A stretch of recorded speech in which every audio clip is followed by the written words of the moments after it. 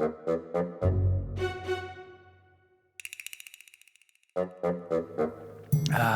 right. So, Luna. Yeah. Last year I bought the Apollo X 8P, so I now have Luna. Before I talk about Luna, I want to ask you, what recording software are you using? Why are you using it? And are you open to trying something different? Also, do you use more than one recording software? Because I do. Is that weird? Let me know what you guys, what's going on with you guys down below. So Universal Audio just released their own recording software called Luna. I've got some thoughts about it. I've used it a couple times now. I want to talk a lot about it, but I'm not going to do that because I decided to do a first impressions video, and I'm just going to get some of my immediate thoughts on the program after using it a few times and give you some important criteria about the software that might help you decide whether or not you want to jump into it and make some informed decisions on whether or not to smash the like button. I'm just kidding. We know you want to smash it. Go ahead. I'll wait. Whether or not you want to try Luna out or jump into a new interface or just make the switch completely. Yeah. Cue the intro.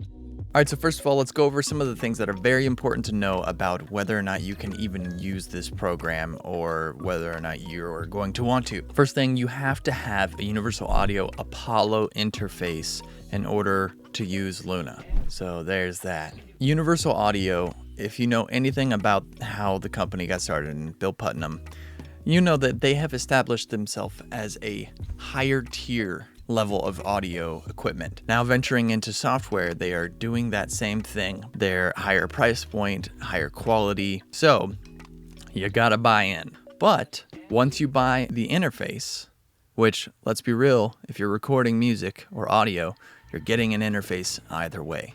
Once you buy it, then you get Luna for free. Very nice. Very, very cool. So here's what I think is smart about what Universal Audio is doing with this whole thing is I think this is essentially a higher tier quality and professional level software and hardware integration that is achievable in a home studio. So let me explain. Back when Pro Tools did their whole you have to have the interface in order to use the software, you couldn't use Pro Tools HD, which had basically latency free input monitoring and recording, without getting their core card, which was processing. This is essentially what Universal Audio is now doing with their Apollos, because their Apollos have processing cards built into them. So this is essentially the same thing, except you can buy a Universal Audio Aero for, I don't know how much it costs, I'll put it on the screen, but it's a lower price point than a Pro Tools HD system was way back then. So I think this is smart on their end because it allows people who are working more from home, which I think we all are, to invest a little bit of money to buy in. And once you're in, then you get access to this world of latency-free, higher quality recording with all of the special monitoring features and processing features that you don't get with a lot of other interfaces, with most other interfaces, as a matter of fact. I think this is a very smart business move on Universal Audio's part. What stood out to me when I got the Apollo was on their console software, you could load one of their Universal Audio plugins onto your mic channel strip, right? Set the audio preamp gain, and then you could put a Universal Audio 1176 on there and a Pultec EQ, and you could change the setting from monitoring the plugin processing to actually recording your plugin settings to tape, if you will, to Pro Tools or whatever you're using. It's actually recording the processing going in, which is very cool and dangerous and awesome. So I liked that, and that was cool. And I also liked the flexibility of monitoring, and it is very similar to working on a console in the sense that you can do processing pre-tape or post-tape so that you can just get a nice monitor mix if you're just tracking and you want to hear things sound really nice, or if you want to actually capture that processing going in, you can do that with their software, which is cool.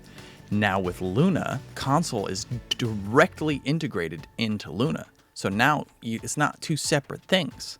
So when you're working in Luna, Console is your mixer. That is distinctly special. Now it's all just in Luna, and it is what it is. They've added a bunch of new features into the software, which is unique to Luna, which is very special. I'm not going to get into all of that today. The hardware and software integration into Luna, very special. Again, you got to buy an Apollo, but then you don't have to buy the software. I love Pro Tools. I'm going to continue to use Pro Tools, but Pro Tools is $30 a month or whatever it is. It's not free, that's for sure.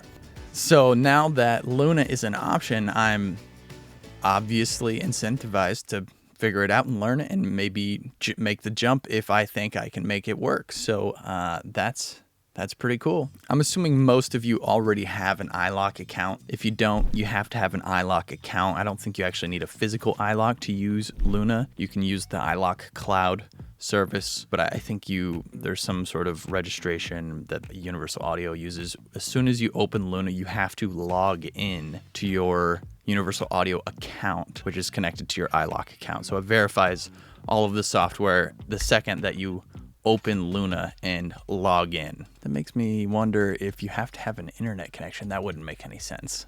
Do you need an internet connection to use Luna? That would be really dumb if you had to have an internet connection in order to use Luna. Let me know down in the comments. I'm going to assume it's no, but correct me if I'm wrong. Oh, another small thing I should mention is if you use a PC, then you lose. No Luna for you. Mostly joking, but seriously, if you have a PC, you can't use it.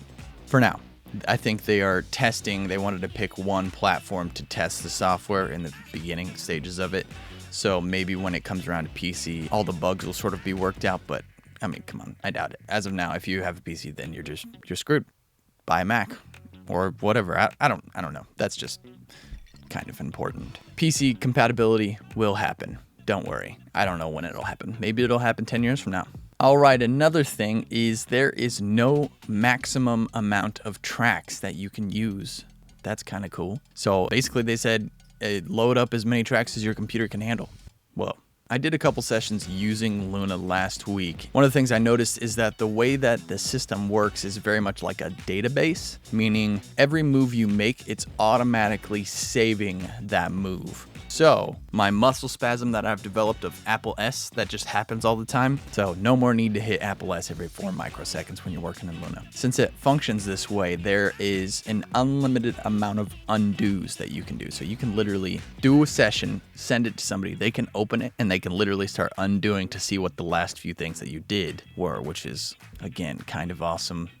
Kind of crazy. Everything's different when you're used to working in your program. So this one, it was pretty simple. You know, all of the key commands for the most part are Pro Tools key commands. So it was really easy, sort of like when I wanted to do something, I just do the command that I know and it would happen.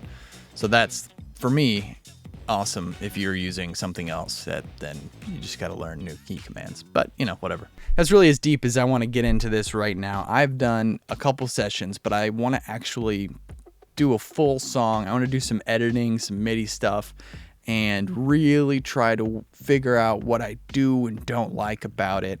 And then I'll do a couple videos on that later if you guys want. Let me know down in the comments if you want to see more Luna stuff as far as the details. I figured out some of the key commands and some of the features, but I'd really want to know it super well before I try to explain it to you and pretend like I know what I'm talking about. So first impressions, it's pretty cool. I love that it's free.